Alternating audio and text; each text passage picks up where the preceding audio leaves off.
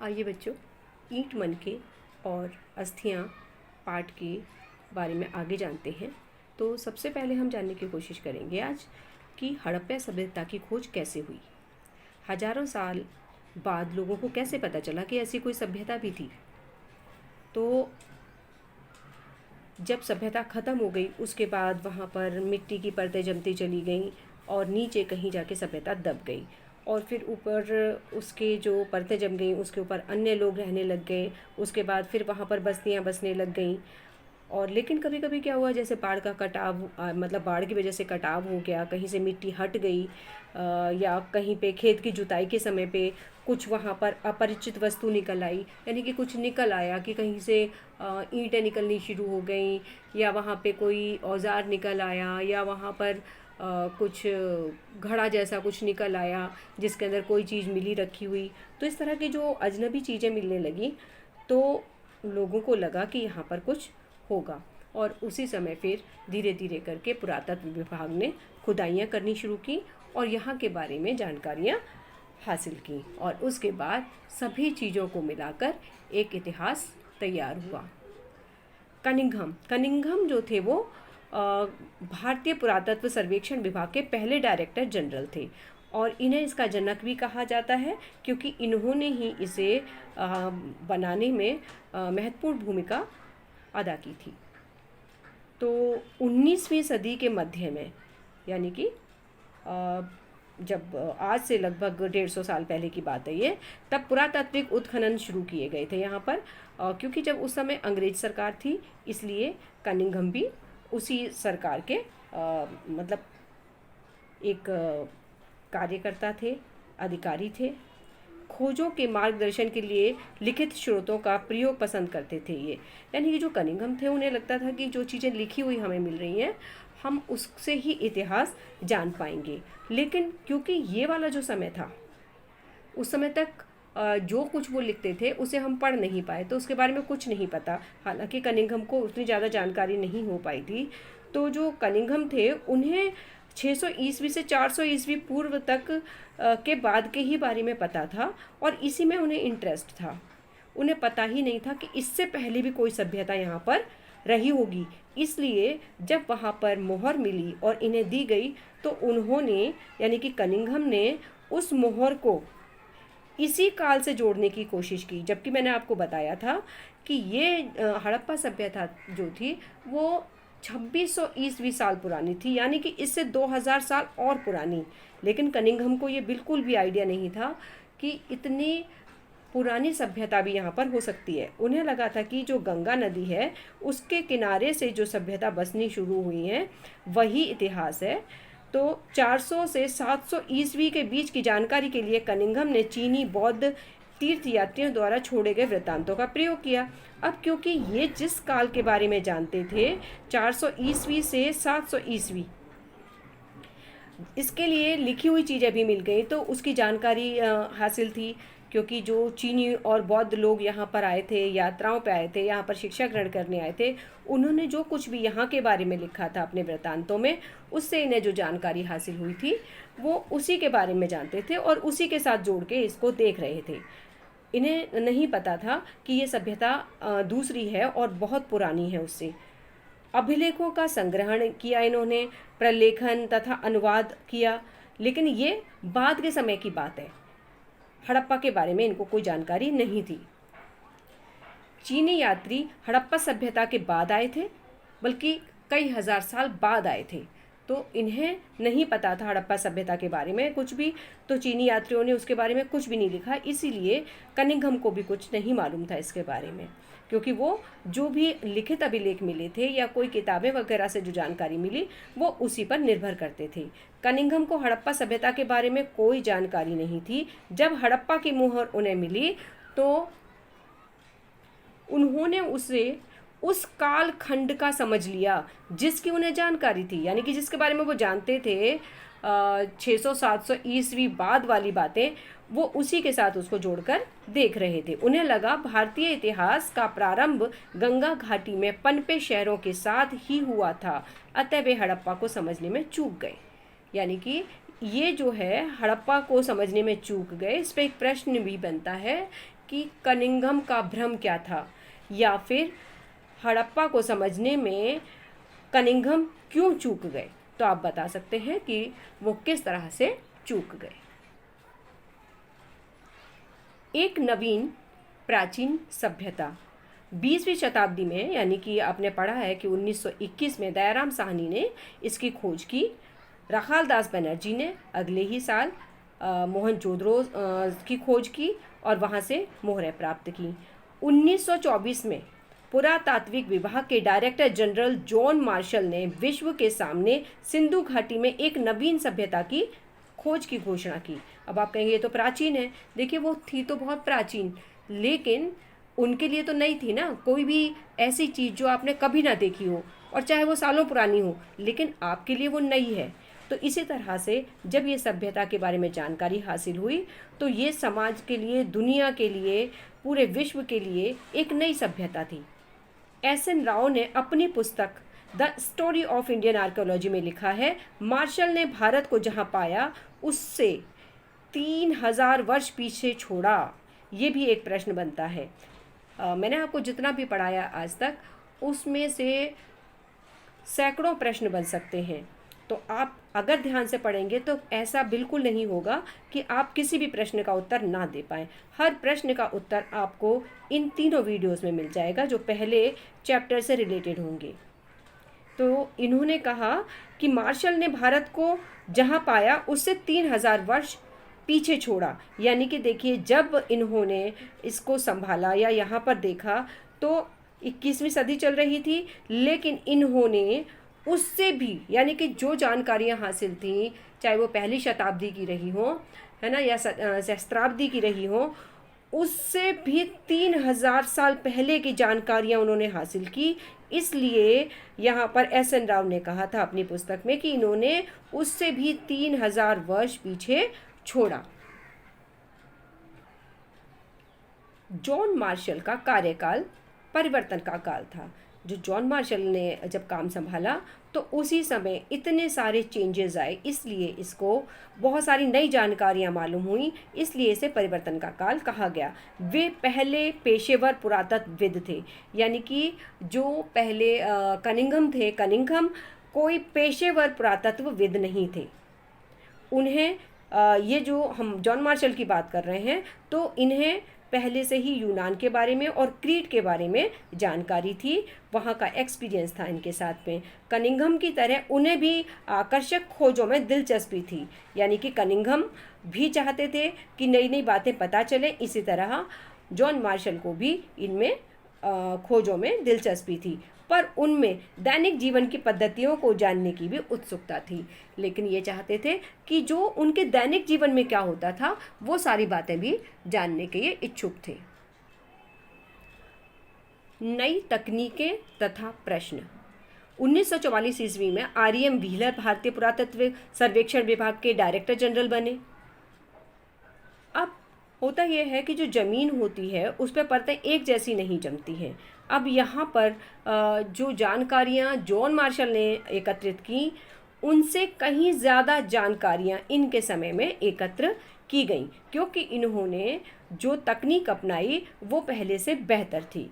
तो एक समान क्षैतिज इकाइयों के आधार पर खुदाई, जैसा कि मार्शल ने किया था, की बजाय टीले के स्तर पर विन्यास का अनुसरण आवश्यक लगा। इन्होंने टेक्निक बदल दी। इन्होंने जो वो ऐसे परतों सीधी सीधी जो खुदाई कर रहे थे, बजाय इसके इन्होंने क्या किया, व्हीलर ने, इन्होंने परतों के हिसाब से, जैसा उसका स्ट्रक्चर था ज़मीन का, उसके हिसाब से खुदाई करनी शुरू की। व्हीलर सेना के पूर्व ब्रिगेडियर थे, अतः अपने कार्य में एक सैनिक परिशुद्धता का समावेश भी किया। देखिए, सैनिक जो होते हैं वो काम को बहुत बेहतर तरीके से करते हैं। वो अपनी टेक्निक उन्होंने यहाँ पे भी लगाई और बहुत ही अच्छे तरीके से उन्होंने काम किया। तो 1980 के बाद से अंतर्राष्ट्रीय स्तर पर भी इसके बारे में जानकारी जानने के लिए लोगों का इंटरेस्ट बढ़ने लग गया, तो वो इसमें रुचि लेने लग गए। देशी विदेशी विशेषज्ञ मिलकर कार्य करते हैं और वे आधुनिक तकनीकों का प्रयोग करते हैं। यानी कि यहाँ पे खुदाई करने के लिए आज भी खुदाइयाँ हमारे देश में चलती रहती हैं और नई नई न्यूज़ हमें मिलती रहती हैं कि कहाँ पर क्या नई चीज़ प्राप्त हुई है। तो इस तरह से अब आज के टाइम पर नई नई तकनीकों का इस्तेमाल हो रहा है। कई विशेषज्ञ एक साथ मिलकर कार्य करते हैं। अतीत को जोड़कर पूरा करने की समस्याएं। देखिए यहाँ पर हमें सारी चीज़ें जिस तरह से मिली है, कुछ लिखित में नहीं मिला है, तो जितनी भी चीज़ें मिली हैं उन सभी से जोड़कर इतिहास बनाया गया है। तो उन्हें जोड़कर इतिहास बनाना एक समस्या है, क्योंकि सबके अपने अपने विचार होते हैं। यहाँ पर भौतिक साक्ष्य मिले हैं, हड़प्पाई जीवन को पुनर्निर्मित करने में ये सहयोग देते हैं। और जहाँ पर मृदभांड, औजार, आभूषण, घरेलू सामान, पत्थर, पक्की मिट्टी तथा धातुएं, ये सब चीज़ें मिली हैं, इन्हें हम भौतिक साक्ष्य कह सकते हैं। अब खोजों का जो वर्गीकरण, अब देखिए बहुत सारी चीज़ें मिली हैं, अब उसका वर्गीकरण किस तरह से किया गया है। वर्गीकरण का मतलब होता है एक जैसी चीज़ों को एक तरफ करना। अब वो आपका क्राइटेरिया क्या होगा, तो आप उस पर आप अपने घरों में भी ऐसा ही करते हैं। देखिए किचन का सामान किचन में रखते हैं, दालें एक तरफ रखते हैं और बर्तन एक तरफ रखते हैं, सब्जियां एक तरफ रखते हैं। यानी कि आप इसका वर्गीकरण करते हैं। आप देखें तो आप अपने बैग में भी सामान को वर्गीकृत करके रखते हैं। जैसे किताबें एक तरफ, कॉपी एक तरफ, लिखने की सामग्री एक तरफ। अगर आप लंच बॉक्स रखते हैं तो वो अलग पॉकेट में रखते हैं। तो इस तरह से हर जगह वर्गीकरण होता है। तो यहाँ पे भी वर्गीकरण किया गया प्रयुक्त पदार्थ के आधार पे, यानी कि पत्थर, मिट्टी, धातु, अस्थि, हाथी दांत, इन चीज़ों से किस किस चीज़ से वस्तुएं बनी हुई हैं उसके हिसाब से पहले तो इसको वर्गीकृत किया गया। दूसरा वर्गीकरण का तरीका था उपयोगिता के आधार पर, यानी कि वस्तुओं का उपयोग क्या है उसके आधार पर इन्होंने इसको बांटा। औजार है वो, या कोई आभूषण है, या कोई अनुष्ठान में प्रयोग करने वाली वस्तु है, या कोई घरेलू उपयोग की वस्तु है। परावस्तुओं की उपयोगिता समझने के लिए आधुनिक वस्तुओं से समानता के आधार पर इसको देखा जाता है, तथा जहाँ ये वस्तुएं मिली घर में, नालों में, कब्र में आदि, उसके हिसाब से भी इसको समझने की कोशिश की जाती है कि इसकी उपयोगिता क्या रही होगी। अब देखिए जो चीज़ें हमें पहले से पता हैं हम उसी से तुलना करते हैं कि अगर मान लीजिए कोई ऐसी चीज़ मिली जो चम्मच की शेप की जैसी है, तो हम चम्मच के साथ कंपेयर करके सोचेंगे कि ये चम्मच की तरह ही इस्तेमाल की जाती होगी, है ना। तो इसी तरह से यहाँ पर जो भी वस्तुएं मिली हैं उनको समझने के लिए आज से क्या समानता है उस वस्तु के साथ में, उसके आधार पर उसकी उपयोगिता को हम समझने की कोशिश करते हैं। तो जैसे कि और दूसरी बात, जो वस्तु कहाँ पर मिली है, अगर घर पे मिली है तो घरेलू उपयोग की होगी, नाले में मिली है तो किसी तरह से वेस्ट हो सकती है ना, कहाँ पर इस्तेमाल हुई होगी नहीं, मतलब अंदाज़ा लगाया जाएगा उसकी शेप के आधार पर। इसी तरह से कब्र में मिली है, कहाँ पर कौन सी वस्तु मिली है उसके आधार पर भी हम उसकी उपयोगिता को जानने की कोशिश करते हैं। कभी कभी अप्रत्यक्ष साक्ष्यों का सहारा लेना पड़ता है। देखिए ये तो सारे के सारे जो भी हमने पढ़े हैं, औजार, आभूषण, बर्तन वगैरह, ये सारे क्या हैं, प्रत्यक्ष साक्ष्य हैं जो हमें दिखाई दे रहे हैं, साफ साफ पता चल रहा है उसके बारे में, तो ये प्रत्यक्ष हो गए। लेकिन यहाँ पर कभी कभी अप्रत्यक्ष, यानी कि जो चीज़ें हमें दिखाई नहीं दे रही हैं डायरेक्ट, उनका भी सहारा लेना पड़ता है। जैसे हड़प्पा से कपास के टुकड़े मिले हैं। अब कपास के टुकड़े मिले हैं, अब ये तो खराब हो गए होंगे, मतलब कपड़े तो हमें मिले नहीं हैं, कपास का नमूना मिला है, तो ये अनुमान लगाया जा रहा है कि यहाँ पर कपास के कपड़े बनाए जाते होंगे। अब कपड़े नहीं मिले हैं तो पहनावा जानने के लिए मूर्ति का सहारा लिया जाता है कि मूर्ति ने किस तरह के कपड़े पहने हुए हैं, है ना। जैसे कि हमने देखा था पुरोहित राजा है तो उसने कोई शॉल जैसी चीज़ डाल रखी है, इसका मतलब कपड़े बनाए जाते थे और इस तरह के कपड़े वो पहनते होंगे। इसी तरह से मातृ देवी की मूर्ति को भी आप देख सकते हैं। तो इन्होंने ऐसी चीज़ों का भी, अप्रत्यक्ष साक्ष्यों का भी जो है सहारा लिया। उसके बाद आता है व्याख्या की समस्या, यानी कि ये देखिए किस तरह से किसी चीज़ को समझा जाए। आज हम पढ़ रहे हैं तो ये हमारे सामने बना बनाया इतिहास है जिसे हम पढ़ रहे हैं, लेकिन जो इतिहासकार हैं, जो पुरातत्वविद हैं, वो उन चीज़ों को सबसे पहली बार देखते हैं तो उनके सामने समस्याएं अलग तरह की आती हैं। वो अलग अलग लोग अलग अलग तरह से सोचते हैं उसके बारे में, तो उन चीज़ों को जोड़ना इतना आसान नहीं होता। धार्मिक प्रथाओं को समझने में सबसे अधिक समस्याएं आती हैं, क्योंकि धार्मिक प्रथाएं कैसी थीं बिल्कुल भी पता नहीं चला है, क्योंकि कहीं पर कोई पूजा वगैरह का कोई चित्र भी नहीं बना हुआ है और ना ही कहीं पर लिखित में कोई जानकारी हमें मिली है।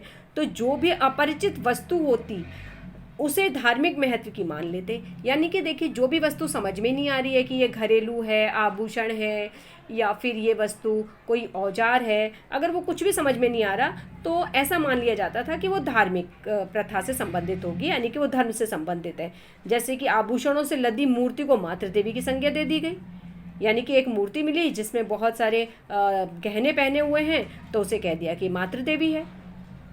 इसी तरह से जो एक मोहर मिली है, उस मोहर में एक पुरुष बैठा हुआ है अपने दोनों घुटनों के ऊपर हाथ रखे हुए, तो उसको मान लिया गया कि वो शिव है, उस यानी कि वो भी भगवान मान लिए गए। तो नहीं पता, किसी को कोई भी चीज़ समझ में नहीं आ रही है तो उसे धर्म से जोड़ दिया जाता है। पुरोहित राजा को भी ऐसे ही वर्गीकृत किया गया। ये देखिए, पुरोहित राजा है, अब क्योंकि मेसोपोटामिया में उस तरह का कल्चर रहा होगा, संस्कृति रही होगी पुरोहित राजा की, तो यहाँ पे जैसे ही वो मूर्ति मिली तो उसे मान लिया गया कि ये पुरोहित राजा है, हो सकता है यही शासक रहा हो या फिर यही अनुष्ठान कराता रहा हो। तो इस तरह से इसे भी अनुष्ठानों से जोड़ के धार्मिक पहनावा पहना दिया गया।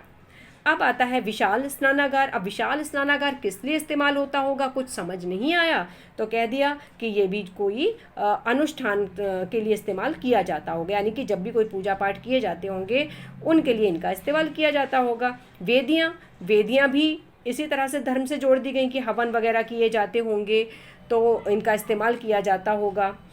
तो इस तरह से सारी चीज़ें जो समझ में आ गई उनको समझ लिया, और जो समझ में नहीं आती तो उनकी व्याख्या धार्मिक वस्तु, धार्मिक प्रथा इनसे जोड़कर कर दी गई। मोहरों पर पेड़ पौधों को प्रकृति की पूजा का द्योतक मान लिया गया। अगर मोहरों के ऊपर पेड़ पौधे बने हुए हैं तो इसको मान लिया गया कि प्रकृति की पूजा करते थे वो लोग।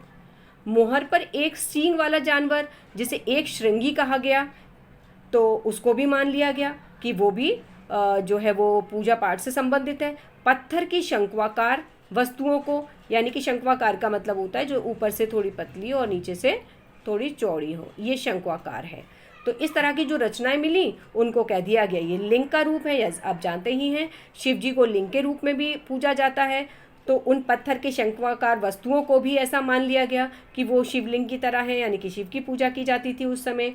पुरातत्वविद ज्ञात से अज्ञात की ओर बढ़ते हैं।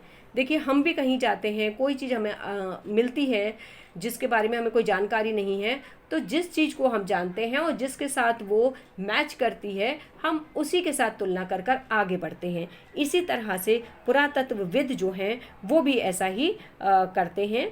जो चीज़ें उन्हें पहले से पता हैं उन्हीं से तुलना करके अज्ञात वस्तु को समझने का प्रयास करते हैं। ऐसा अनुमान है कि आरंभिक तथा बाद की परंपराओं में समानता होती है। यानी कि देखिए, शुरू में जो भी परंपराएं रही हो, बाद की परंपराएं वैसी ही होती हैं, उनसे जुड़ी हुई होती हैं, ऐसा माना जाता है। इसमें कुछ गलत भी नहीं है। अब आता है ऋग्वेद 1500 से 1000 ईस्वी पूर्व संकलित किए गए, जिसमें रुद्र नामक देवता का उल्लेख है जो शिव के लिए प्रयुक्त होता है। यानी कि जो रुद्र नामक देवता है वो शिव के लिए प्रयुक्त हुआ है। और जो ऋग्वेद है वो 1500 से लेके 1000 ईस्वी पूर्व तक के बीच में लिखी गई है, संकलित की गई हैं, यानी कि इनके जो मंत्र वगैरह हैं वो इकट्ठे करके लिखे गए हैं। आइए टीले के बारे में समझते हैं। ये देखिए, ये जो परतें बनी हैं ये ऐसे नहीं बनी हैं, ठीक है। ये कहीं पर देखिए ज़्यादा गहरी है, कहीं पर कम गहरी है, यानी कि कम परतें चढ़ी हैं, कहीं पर ज़्यादा है और कहीं पर बहुत गहराई तक है। लेकिन जो जॉन मार्शल थे उन्होंने क्षैतिज इस तरह से खुदाई करवाई और वो बहुत ज़्यादा चीज़ें नहीं खोज पाए। लेकिन उसके बाद जो व्हीलर थे उन्होंने इस तरह से खुदाई करवाई जिस तरह से ये जो स्तर बने हुए हैं, देखिए आप, ये अलग अलग लाइंस बनी हुई है, इन्हें स्तर कहा जा रहा है, ये लेवल्स हैं अलग अलग। तो इनके लिए स्तर विन्यास को समझने के बाद इसकी खुदाई करवाई, जिसकी वजह से बहुत सारी नई जानकारियाँ भी हासिल हुई। देखिए, बहुत ही सिंपल सी बात है कि सामान्य तौर पर जो निचला स्तर होता है वो प्राचीन यानी कि पुराना होता है, और जो ऊपरी स्तर होता है वो नया होता है। क्योंकि जो चीज़ें नीचे दबी हुई हैं, इसका मतलब वो पहले वाली सभ्यता की हैं या ज़्यादा पुरानी हैं। उसके ऊपर परतें जमती चली गई, तो जो ऊपर दिखाई दे रहा है वो बाद का है, तो वो नवीन हुआ।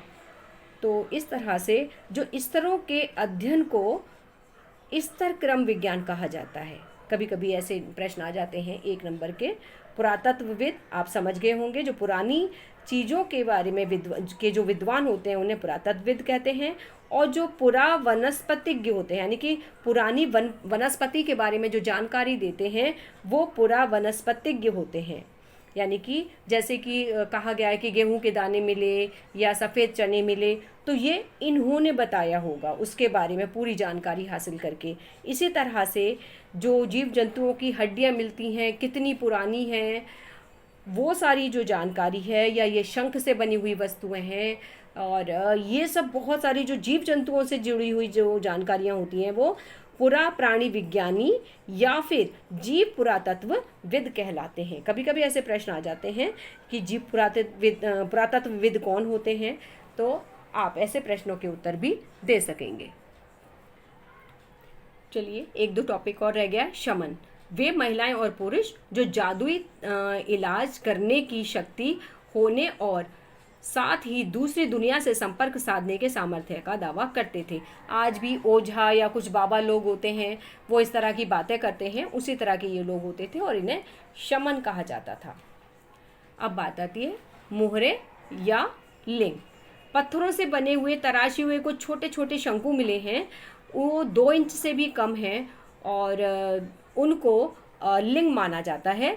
यह भी संभव है कि वो खेल की कोई मोहरें रही हो, जैसे शतरंज वगैरह जैसे खेल होते हैं, तो उस तरह के खेलों की मोहरें भी हो सकती हैं। लेकिन जैसा कि हम थोड़ी देर पहले पढ़ रहे थे कि सामान्यतः जो चीज़ें समझ में नहीं आती उन्हें धर्म से जोड़ दिया जाता है। तो क्योंकि शिव को लिंग के रूप में भी पूजा जाता है, इसलिए उन छोटे छोटे जो शंकु हैं उन सबको लिंग मान लिया गया है। ये देखिए, ये जो आकृतियां हैं इनको लिंग मान लिया गया है। अब आप समझ सकते हैं कि ये हो सकता है कि किसी खेल की मोहरें हों। ये देखिए, ये बैलगाड़ी, एक खिलौना मिला है बैलगाड़ी का, जिससे अनुमान लगाया गया है कि लोग आने जाने के लिए, थल मार्गों से जाने के लिए बैलगाड़ी का इस्तेमाल करते होंगे। ये मातृ देवी की मूर्ति है। ये देखिए, बहुत सारी ज्वेलरी इसने पहनी हुई है। ये एक मोहर मिली है जिसमें एक व्यक्ति बैठा हुआ है जो अपने दोनों घुटनों पर हाथ रखे हुए हैं, और आसपास बहुत सारे जीव जंतु बने हुए हैं। इसको आद्य शिव माना गया है, यानी कि शिव जी का या पशुपतिनाथ जी का प्रतीक है। ये वो मोहर है जो कि कनिंघम को दी गई थी, जो पहली बार प्राप्त हुई थी, लेकिन वो इसके महत्व को नहीं समझ पाए थे, क्योंकि उन्हें लगा ही नहीं होगा कि 4 या 5 हज़ार साल पहले भी यहाँ पर इतना विकसित कोई व्यापार कर सकता है कि ऐसी मोहरों का इस्तेमाल करता होगा। तो इसलिए वह इसे समझ ही नहीं सके। ये एक मुद्रांकन है, यानी कि मोहर को गीली मिट्टी के ऊपर छापा गया है। जैसा कि मैं आपको पहले बता चुकी हूँ कि किसी भी सामान को बोरे जैसी वस्तु में भर के उसे बांध के उसके ऊपर, मुंह के ऊपर गीली मिट्टी लगा दी जाती होगी। गीली मिट्टी से मतलब है कि गीली मिट्टी, नॉर्मल मिट्टी तो नहीं टिकेगी इतनी, जो क्ले होती है, चिकनी मिट्टी होती है, वो पकड़ ज़्यादा रखती है। तो गीली क्ले जो होती है उसको यहाँ पे लगा के इसके ऊपर मोहरें लगा दी जाती होंगी। तो देखिए, यहाँ भी मोहर है, यहाँ भी, इन सभी में अलग अलग चित्र बना हुआ है, यानी कि अलग अलग जानकारी दी गई है। ये इनकी लिखित भाषा, ये इनकी लिपि थी, हर एक में कुछ ना कुछ लिखा हुआ होता था। चलिए, अब आखिरी में मैं आपको कुछ प्रश्न देती हूँ और उम्मीद कर रही हूँ कि उन सभी प्रश्नों के उत्तर आपको इन्हीं वीडियोस में मिल जाएंगे। यदि आपने ध्यान से देखा है तो आपको किसी भी तरह की कोई दिक्कत नहीं होगी। ये कुछ प्रश्न मैं आपको दे रही हूँ और उम्मीद कर रही हूँ कि आप सभी बच्चे इन प्रश्नों के उत्तर अपनी कॉपी में ज़रूर लिखेंगे।